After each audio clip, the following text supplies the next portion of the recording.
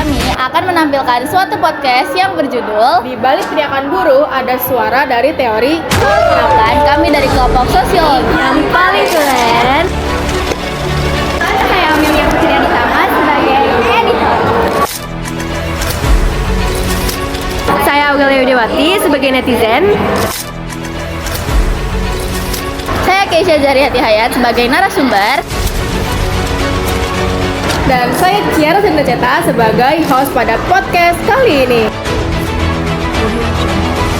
Selamat menonton. Kabur. Gak bisa.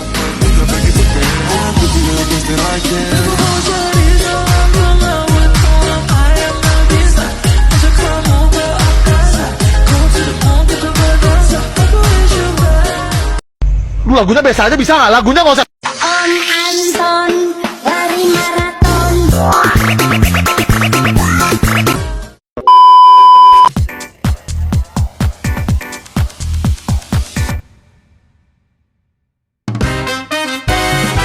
Halo semuanya, balik lagi di Sosiotalk bersama aku, Ciara.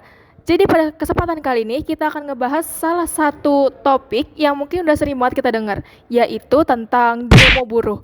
Kayaknya demo buruh itu udah sering terjadi ya tiap tahun. Tapi kali ini kita akan ngebahas dengan cara yang lain. Bukan cuma ngelihat dari aksi di jalan, tapi juga ngelihat dari cara pandang salah satu tokoh sosiolog ternama, yaitu Karl Marx. Oleh karena itu, kita udah bersama salah satu narasumber keren di sini, yaitu Keisha. Halo, gimana kabarnya? Hai, alhamdulillah kabar aku baik. Terima kasih ya sudah mengundang. Aku senang banget bisa diundang di sini. Oke, langsung aja ya. Kan banyak banget ya orang yang udah ngelihat demo buruh itu bukan cuma kayak aksi protes biasa. Padahal kalau kita lihat itu bisa jadi kayak aksi protes biasa atau juga ada kaitan dengan faktor-faktor yang lain. Salah satu yang akan kita bahas sekarang adalah kaitannya dengan pendapat dari Karl Marx. Kira-kira menurut kamu tuh gimana? Oke, jadi kalau menurut pendapat aku ya, sebenarnya itu dari pandangannya Karl Marx ya, demo buruh itu tuh adalah cerminan dari kelas konflik sosial. Jadi Marx bilang kalau masyarakat itu terbagi menjadi dua kelas utama. Yang pertama itu ada bourgeois. Bourgeois ini tuh contohnya sebagai pemilik pabrik atau pengusaha ya lebih tepatnya. Lalu yang kedua itu ada proletar. Proletar ini contohnya seperti buruh atau pekerja. Oke, kita lanjut ya. Terus tadi kan katanya ada dua kelas. Nah, menurut Karl Marx itu hubungan antara dua kelas itu tuh gimana sih? Oke, jadi setahu aku itu hubungan antara dua kelas itu nggak seimbang karena di mana posisi bourgeois ini itu punya kekuasaan atas alat produksi dan sedangkan proletar ini tuh mereka harus bisa jual tenaga mereka untuk bertahan hidup. Jadi demo buruh itu kayak bentuk perlawanan gitu ya? Jadi kalau di dalam teori Karl Marx itu sebenarnya tuh demo buruh itu bentuk perjuangan kelas, tapi demo buruh juga bisa termasuk dalam kesadaran kelas yang dimana para buruh ini sadar bahwa posisi mereka ini sedang ditindas oleh sistem kapitalis dan akhirnya mereka ini bersatu untuk menuntut perubahan. Interesting. Berarti ini tuh bukan cuma masalah jam kerja atau hasil upahnya doang ya, tapi ke sistem sosialnya juga. Jadi sebenarnya itu Marx sempat menyebutkan ada satu istilah alienasi yang artinya itu keadaan di mana buruh itu terasing oleh hasil kerjanya sendiri. Jadi contohnya itu tuh kayak buruh nih udah kerja di pabrik seharian bikin produk, tapi dia nggak punya kendali atas hasilnya sendiri. Justru yang mendapat hasilnya itu malah si pemilik pabrik ini.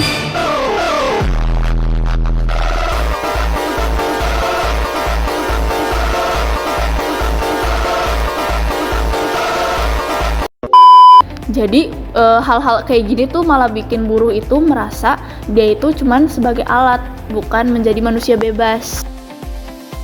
Berarti bisa dibilang kalau demo ini tuh usaha untuk para buruh ngambil lagi kendali atas pekerjaan dan hasil tenaga mereka ya? Iya, itu betul banget. Contohnya itu kayak kasus di Indonesia kemarin ya, yang demo buruh menolak UU Cipta Kerja. Nah, para buruh itu tuh ngerasa kalau hal ini itu lebih menguntungkan para pihak pemodal. Dan justru hal ini itu malah memperlebar ketimpangan antara kelas atas dan kelas bawah. Jadi intinya dari kacamata Karl Marx, demo buruh ini tuh bukan cuma suatu peristiwa ekonomi, tapi juga suatu gerakan sosial yang lahir dari ketidakadilan sistemik. Exactly. Jadi tuh Marx ini bilang perubahan sosial ini tuh bakal bisa terjadi kalau misalnya mereka ini saling bersatu dan saling sadar akan kekuatannya masing-masing. Jadi tuh sebenarnya demo ini tuh bisa menjadi langkah awal untuk menuju sistem yang lebih adil. Oke, dalam banget nih pembahasannya. Jadi guys, lain kali kalau kalian dengar kata-kata demo buruh, demo ojol, atau demo apapun lah itu, jangan langsung mikir kalau itu tuh cuma keributan di jalan aja. Tapi lihat juga kalau di balik semua kejadian itu ada kesenjangan sosial, ada ketimpangan kelas, dan ada perjuangan kelas yang sangat kuat juga. Oke, nah selanjutnya kita ada segmen yang kedua, yaitu Q&A bersama dengan salah satu netizen atau ya bisa dibilang orang awam lah yang kita random undang buat tanya-tanya sama narasumber kita dan berkomentar pro kontra terkait dengan isu yang tadi kita udah bahas nih. Simak selengkapnya. Halo semuanya, perkenalkan saya Aurelia Widiawati di sini sebagai netizen. Nah, sebelum kita masuk, kalian jangan lupa dulu ya follow to @liawe 0_. Nah, Tak nak! Aku tak nak! Tak nak! Tak nak! Tak nak! Tak nak apa? Tak nak! Aku tak nak masuk video interview ni lagi. jadi di sini tuh aku pengen ngomentarin dan nanya-nanya tentang apa yang sudah dibahas tadi. Oh shit. We go again. Sudah dibahas tadi. Jadinya tuh ya, sebenarnya tuh aku sendiri tuh setuju banget sama perjuangan para buruh. Tapi kalau boleh jujur, sebenarnya aku tuh agak risih ngelihat demo di jalan. Soalnya kan sering bikin macet gitu ya, dan juga terus biasanya juga ada rusuh gitu, pasti aja ada rusuh.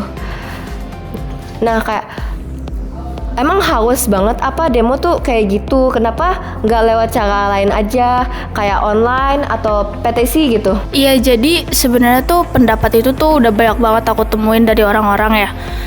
Jadi menurut aku juga wajar aja kalau dari sisi masyarakat ini mereka merasa hal ini tuh sedikit mengganggu atau sedikit ribet. Tapi kalau misalnya dilihat dari sisi sosiologi termasuk teori Karl Marx, sebenarnya itu demo buruh itu bisa menjadi awal sebagai bentuk kesadaran kelas.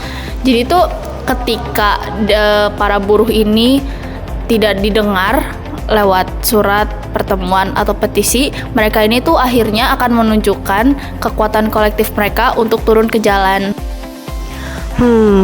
Tapi kenapa harus banget turun ke jalan ya? Bombastic side eye, criminal offensive side eye. Soalnya kan sekarang teknologi udah canggih nih, ada media sosial juga kan bisa viral tuh. Bener banget, jadi tuh udah banyak banget orang yang merekomendasiin buat pakai sosial media untuk menyuarakan aspirasi mereka. Tapi sebenarnya aksi di jalan itu lebih mempunyai impact yang kuat untuk membuat publik dan pemerintah itu sadar bahwa keluhan ini tuh bukan hanya beberapa orang saja, tapi dari semua pekerja yang menuntut keadilan. Max itu juga sempat bilang kalau perubahan sosial ini tuh nggak akan terjadi kalau mereka ini cuma diam dan pasrah. Jadi itu butuh banget gerakan nyata dari kelas pekerja untuk melawan sistem yang mereka anggap ini tuh nggak adil. Oh, jadi demo tuh sebagai simbol perlawanan juga ya? Iya bener banget, jadi tuh demo itu tuh sebagai bentuk nyata dari perjuangan kelas, tetapi bukan untuk menyusahkan, melainkan untuk mengingatkan bahwa masih ada ketimpangan yang belum selesai. Oh iya juga ya, kalau misalnya dilihat dari sudut pandang itu, aku jadi lebih ngerti nih kalau misalnya kenapa mereka harus turun ke jalan. Karena mereka tuh bukan mau bikin keributan, tapi emang mereka tuh pengen didengar. Nah, tepat banget. Jadi kalau misalnya dari dua sisi ini, masyarakat umum dan para buruh bisa saling mengerti posisi mereka masing-masing, mungkin demo itu akan lebih bisa efektif dan damai juga tentunya. Oke, thank you banget nih buat Keisha dan Aurel sudah mengisi acara Social Talk kita pada kesempatan kali ini. Dengan ini berakhirlah sesi podcast kita.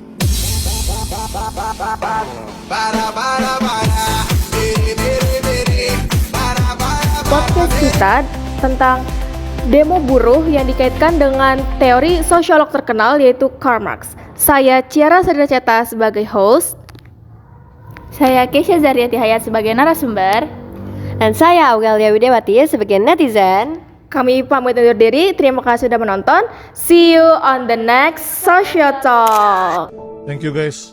Sehat-sehat kalian dan jaga diri kalian. Dan ingat guys, kalian sudah melalui banyak rasa sakit. Kalian kuat, kalian bisa lalui lebih banyak rasa sakit itu. Karena sekali lagi guys, gue bilang ke kalian guys, Tuhan gak akan memberikan cobaan yang tidak disanggupi oleh hambanya guys. Semua yang kalian lalui itu guys sudah sejalan Tuhan. Dan Tuhan tahu kalian bisa melalui itu ya. Kalian kuat guys, thank you. Brando Winda, signing out.